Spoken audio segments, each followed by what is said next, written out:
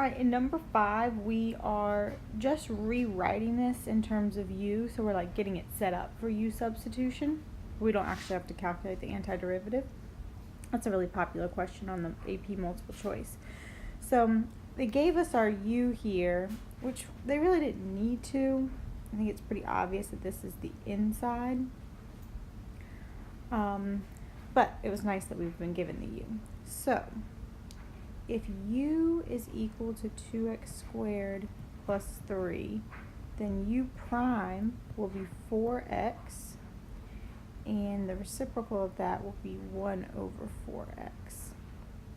Alright, and so we're going to multiply by that. So I'm going to leave my limits off because I'm going to need to change those in a little bit. So we're going to have 1 over 4x times the original problem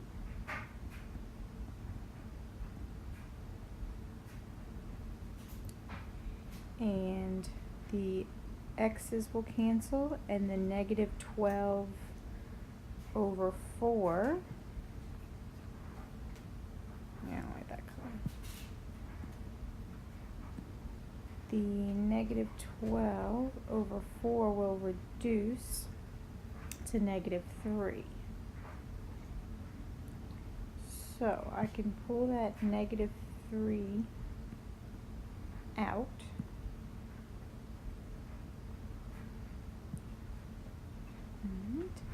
And then I will have 1 over, let's go ahead and plug my u in,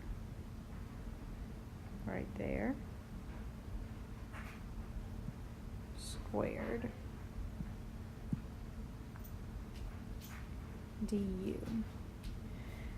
Alright, now that looks good, but I need to change my limits. So my limits were -1 and 0 in terms of x. But now we're going to change them to be in terms of u. So the bottom limit will be, call that u1, 2 times -1 squared plus 3. And my upper limit will be 2 times 0 squared plus 3. So that'll give me 5, and the top one will give me 3. So that is how you would rewrite it. Another thing you could do, since the limits are going from larger to smaller, which is unusual, is you can flip them to go from 3 to 5, but in that case you would need to change that to a positive 3. So whenever you flip the limits, you also flip the sign.